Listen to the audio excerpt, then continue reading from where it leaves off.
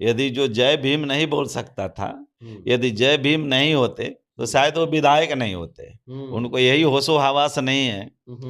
यदि जय भीम बोलने वाले से उनको एलर्जी है तो कहिए बस जय भीम का ही देन है कि आज देश के आजादी के जो हम लोग राज कर रहे हैं।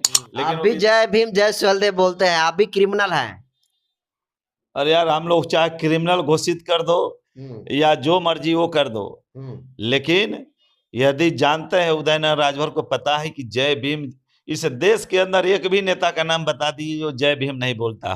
यदि जय भीम नहीं बोलेगा तो उसकी राजनीतिक दुकान नहीं चलेगा, मेरी ये गारंटी है। इस भारतवर्ष में 140 करोड़ की आबादी में सभी की जरूरत है जय भीम बोलने की। यदि जय भीम नहीं बोलेगा तो इस देश को छोड़कर चले जाए पाकिस्तान, तभी गुजारा है।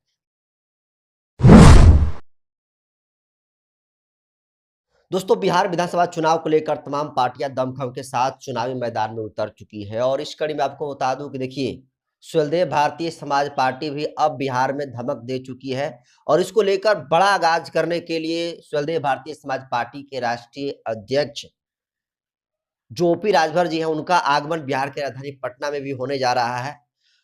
और किन वजहों से ओपी राजभर जी पटना में आ रहे हैं, क्या कुछ गठबंधन को लेकर बातें करेंगे, कैसे चुनाव लड़ेंगे, इन तमाम मुद्दों पर हम बात करेंगे। और कई तरीके से मुद्दे हैं जिनको लेकर मुझे लगा कि नहीं, जो ओपी राजभर के नेता है बात करनी चाहिए। इसमें बहुत सारे मुद्दे हैं, जैसे कि आपने बीटी एक्ट का मुद्दा सुना होगा। अभी एक भाजपा के विधायक हैं जो बोले हैं कि जय भीम बोलने वाले जितने सारे लोग हैं वो क्रिमिनल हैं। इसके बाद कोमल पासवान के साथ जो घटना घटी है, तमाम मुद्दों पर हमारे साथ बातचीत करने के लिए मौजूद है सुहेलदेव भारतीय समाज पार्टी के प्रदेश अध्यक्ष उदय नारायण राजभर जी। पहले तो स्वागत है सर। आपको भी बहुत बहुत धन्यवाद जो हमारे पार्टी कार्यालय में आज उपस्थित हुए हैं। आपके नेताजी का आगमन कब होने जा रहा है पटना में सर?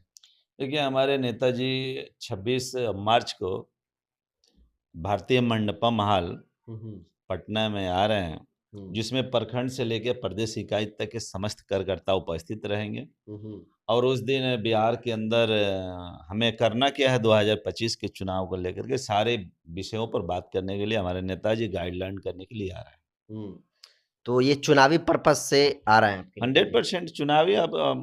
अब जो नेता होते हैं तो धान की खेती नहीं ना करते हैं जी, राजनीति की खेती करते हैं। तो अपना जो राजनीति की खेती किए हैं, अपने समय समय पर चेक करते रहते हैं कि क्या इसकी उपज क्या हो रही है। सारे समीक्षा भी कर लेंगे कि बूथ स्तर के जो ग्रास पर हमारी जो तैयारियां चल रहा था, जो 29 सीटों की जो बार बार चर्चाएं हो रही है कि ग्रास लेवल पर हम तैयार किए, तो सारे समीक्षा भी हो जाएगा। और उनके आने के बाद सारी जो योजना हमारे बनी है उसकी सारी योजना को हम लोग समझ लेंगे कि आगे करना क्या है। उसी को लेकर के हमारे नेताजी आ रहे हैं। और जो राष्ट्रीय महासचिव हैं, जो राज्य मंत्री भी रहे हैं, अरविंद राजभर जी का बड़ा बयान है। उन्होंने कहा है कि जो सुहेलदेव भारतीय समाज पार्टी है बिहार में कुल 53 सीटों पर चुनाव लड़ेगी और जीत दर्ज करेगी। देखिए, वो हमारी क्या है कि हम लोग तैयारी करते हैं। हमारी जो पार्टी अभी 156 सीटों पर तैयारी कर रही है, जो वहाँ के अपने कार्यकर्ताओं को लगा दिया गया है।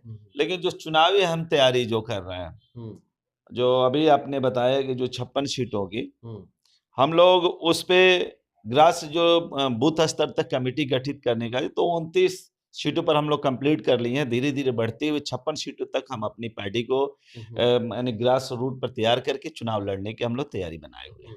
चुनाव से पहले बहुत सारे जिम्मेदार पदाधिकारियों को जोड़ा भी जा रहा है, हटाया भी जा रहा है, तो आपको नहीं लग रहा कि पार्टी पर इसका कुछ असर? देखिए, इससे पार्टी पर कोई असर नहीं है। यदि जो गलत करता है, पार्टी के हित के लिए यदि कोई नहीं काम करे, उसको पार्टी से हटा दीजिएगा तो उससे क्या हो सकता है।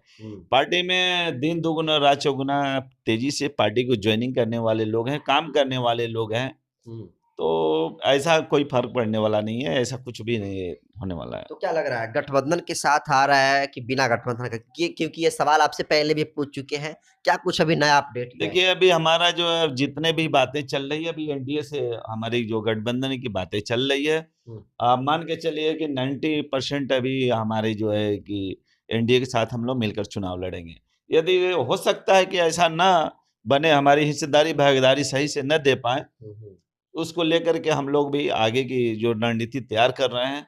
आने वाला समय में आपको ये पता चलेगा कि हम उसके बाद क्या करने वाले हैं। अभी के लिए मैं यही गुंजाइश है, अभी है गुंजाइश है? 100% है हमारी जो है कि देखिए बिहार के जो भी नहीं, चुनाव होने वाले आप कह रहे हैं कि गुंजाइश है, क्योंकि जिस तरीके से आपके नेताजी बीते जब चुनाव था उपचुनाव में, तो बोले कि जब नगर का जब चुनाव होगा तो उसमें जिम्मेदारी मिलेगी, विस्तार भी हो गया और वो बोले थे कि लाल बत्ती भी मिलेगी, नहीं मिला। तो आपको नहीं लग रहा है कि एनडीए गठबंधन आप लोग को नजरअंदाज किया है? ये पहले तो आप जान लीजिए कि अभी नगर का कभी विकास अभी विस्तार नहीं हुआ है। अभी जो विस्तार हुआ है कैबिनेट का विस्तार हुआ है। तो जब कैबिनेट का विस्तार हुआ तो हमारी कैबिनेट के लिए बात नहीं हुई है। अच्छा, हमें जो भी बात हुई थी आयोग के लिए बात हुई, तब आयोग के लिए बात हुई थी। तभी आयोग का कोई विस्तार ही नहीं हुआ। जब आयोग का विस्तार हो गया होता, यदि हमको हिस्सेदारी भागीदारी नहीं मिलती, तब हम लोग लड़ाई लड़ते।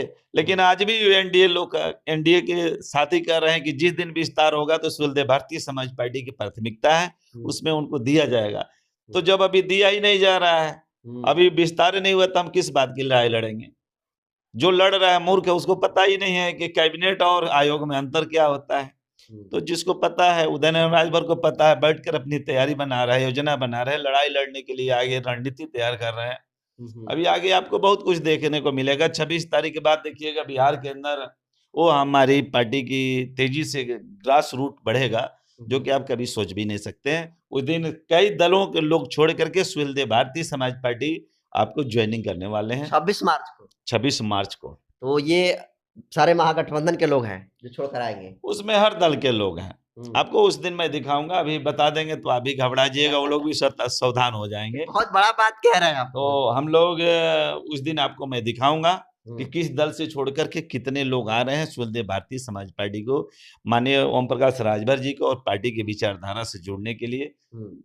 आए दिन हम लोग पार्टी ज्वाइनिंग करवाते हैं, क्योंकि उनको लगता है कि यदि देश स्तर पर कोई भी वंचित शोषित समाज की लड़ाई लड़ सकता है तो उस नेता का नाम है माननीय श्री ओम प्रकाश राजभर, दूसरा कोई नेता नहीं लड़ता है। इसलिए बार बार हमारे पार्टी में ज्यादा से ज्यादा लोग ज्वाइनिंग कर रहे हैं और हम लोग ज्वाइनिंग कराने के लिए रात दिन लगे रहे हैं।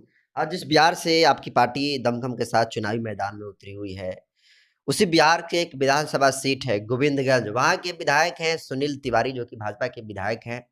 वो भी हाल ही में बयान दिया है कि जो जय भीम बोल रहा है वो सारे के सारे क्रिमिनल लोग हैं। क्या कहेंगे उनके इस बयान पर? पहले तो वो बोल उनसे पूछिएगा, कभी मिलिएगा तो, यदि जो जय भीम नहीं बोल सकता था, यदि जय भीम नहीं होते तो शायद वो विधायक नहीं होते। उनको यही होशो हवास नहीं है। यदि जय भीम बोलने वाले से उनको एलर्जी है तो कहिए बस जय भीम का ही देन है कि आज देश के आजादी के जो हम लोग राज कर रहे हैं, अब विधायक बने हैं और वो विधायक जो बने हैं जय भीम का ही देन है। तो पहले कहिए कि जब शपथ लेते हैं संविधान का, वो संविधान किसके द्वारा बनाया गया है, उनसे पूछ लीजिएगा कभी। अरे पढ़े लिखे जो गंवार होता है बोलता है तो चलिए कोई बात नहीं है, लेकिन आप भी जय भीम जय सुहेलदेव बोलते हैं, आप भी क्रिमिनल हैं। अरे यार हम लोग चाहे क्रिमिनल घोषित कर दो या जो मर्जी वो कर दो, लेकिन यदि जानते हैं उदयनारायण राजभर को पता है कि जय भीम, इस देश के अंदर एक भी नेता का नाम बता दीजिए जो जय भीम नहीं बोलता। यदि जय भीम नहीं बोलेगा तो उसकी राजनीतिक दुकान नहीं चलेगा, मेरी ये गारंटी है इसकी। कोई भी नेता, देश के प्रधानमंत्री जी बोलते हैं, देश के गृह मंत्री बोलते हैं, तो वैसे विधायक की क्या लेना देना है? वैसे विधायक कितने आते हैं कितने जाते हैं? इस भारतवर्ष में 140 करोड़ की आबादी में सभी की जरूरत है जय भीम बोलने की। यदि जय भीम नहीं बोलेगा तो इस देश को छोड़कर चले जाए पाकिस्तान, तभी गुजारा है। तो ऐसे ही लोगों के साथ, तो ऐसे ही जिस पार्टी के विधायक है उसी पार्टी के साथ तो आपके नेताजी का, आपके पार्टी का अलायंस है। उत्तर प्रदेश में, बिहार में अलायंस करने की बात कर रहा है। ऐसे क्रिमिनल जो कह रहा है जय भीम वालों को, ऐसे लोग से अलायंस करेंगे जी पार्टी से आप? हमारे पार्टी से अलायंस है, हमें किसी पर्सनल व्यक्ति विधायक से नहीं है।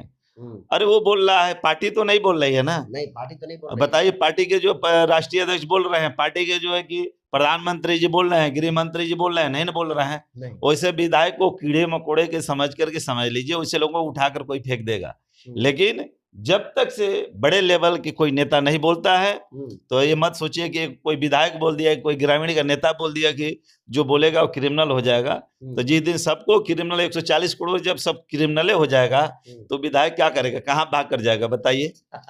वो कहाँ जमीन नहीं बचेगी तब तो।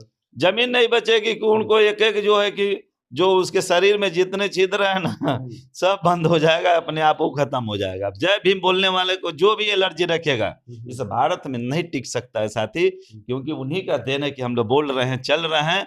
यदि आज भी इस कुर्सी पर बैठकर मैं बात कर रहा हूँ तो दिया हुआ बाबा साहेब भीमराव अम्बेडकर का है। और जो जय भीम बोलने की यदि इस तरह का सोच रहा है कि नहीं रोक देंगे, इस धरती पर अभी तक कोई पैदा नहीं है कि जय भीम बोलने से कोई रोक सकता है। या वो क्रिमिनल यदि कह रहा है तो जाकर वही विधानसभा में जाकर बोले कि नहीं सब क्रिमिनल है, ये क्रिमिनल को एक्ट लगाकर सबको जेल भेजवा दे।